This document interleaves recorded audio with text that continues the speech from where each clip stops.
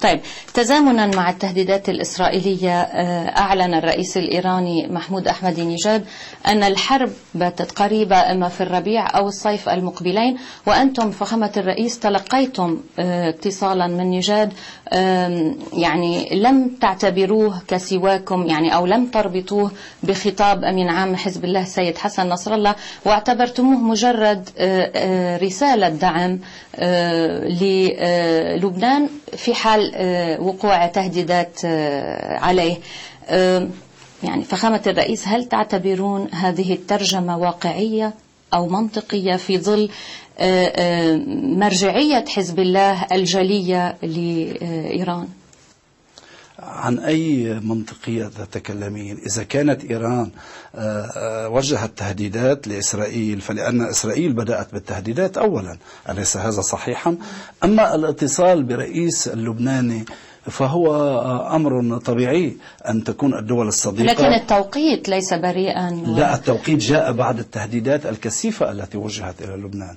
أعتقد أنه لا يجب تحميل هذا الموضوع أكثر مما يحمل، فلبنان تعرض للتهديدات حتى وصلت تهديدات إسرائيل إلى الحكومة والإدارات العامة وإدارات الدولة، فكان أن اتصل الرئيس نژاد برئيس جمهورية لبنان ليقول له نحن جاهزون لتقديم المساعدة لكم والوقوف إلى جانبكم في حال تم الاعتداء عليكم. طيب، يعني سأقرأ حرفيا مقال نائب الأمين العام لحزب الله منذ أيام نعيم قاسم، قال: ما نستطيع أن نعد به في إطار المقاومة لمن يريد أن يعرف مستقبلها فنحن سنجعلها أقوى وأقوى وأقوى. يعني في ظل هذا الخطاب الحاسم نسأل كيف يمكن أن نقرأ مستقبل طاولة الحوار باستراتيجيتها الدفاعية، ولماذا لم تعقد حتى اليوم، ولماذا لم يحن الوقت بعد؟ لا، حان الوقت وستعقد قريبا طاولة الحوار وستناقش عليها الاستراتيجية الوطنية الدفاعية. طيب، لا سمح الله إذا وقعت الحرب قبل عقد جلسات طاولة الحوار، ماذا يحصل في هذه الحالة؟ أتعتقدين أن طاولة الحوار هي تقوم بالتصدي للحرب الإسرائيلية؟ لا تنظم العمل، تضع آلية من أجل المستقبل، تضع آلية لمواجهة هذا الاستحقاق. ولكن طيب، في حال هذه الآلية مفقودة، تعلمين أن إسرائيل اعتدت على لبنان بالعام 2006 وقد منيت بهزيمة كبيرة.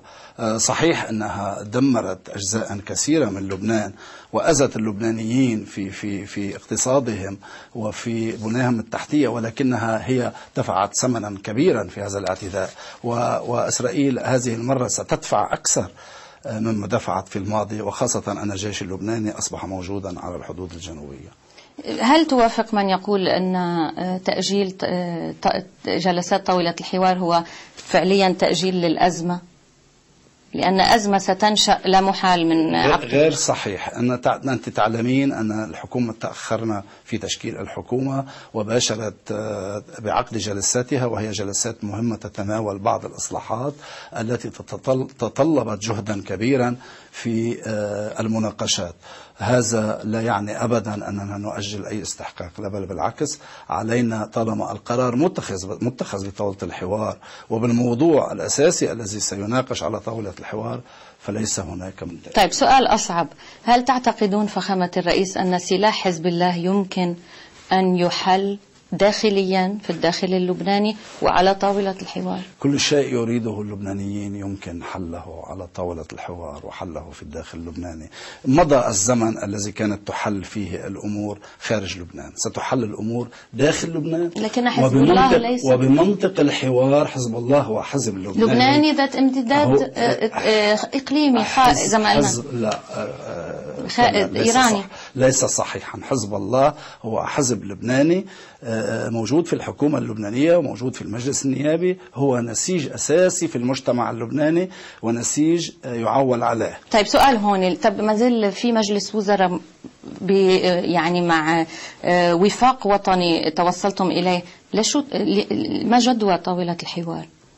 إن طاولة الحوار لها أهمية كبرى في لبنان، فهي مناسبة، فهي طاولة تجمع السلطات التشريعية والتنفيذية وزعماء الكتل السياسية المتنوعة في لبنان، وهي تتيح المجال لمناقشة المواضيع المهمة بهدوء، بعيدا عن التصويت وبعيدا عن المزايدات السياسية، وهي لا تحل أبدا مكان مجلس وزراء أو مكان مجلس نيابي. طيب الطاولة تلك كمان يعني عقدت جلساتها في السابق لحل مسألة السلاح الفلسطيني، منها ما تم تطبيقه ومنها لا يزال ينتظر وهو في غاية الأهمية، وهو السلاح خارج وداخل المخيمات.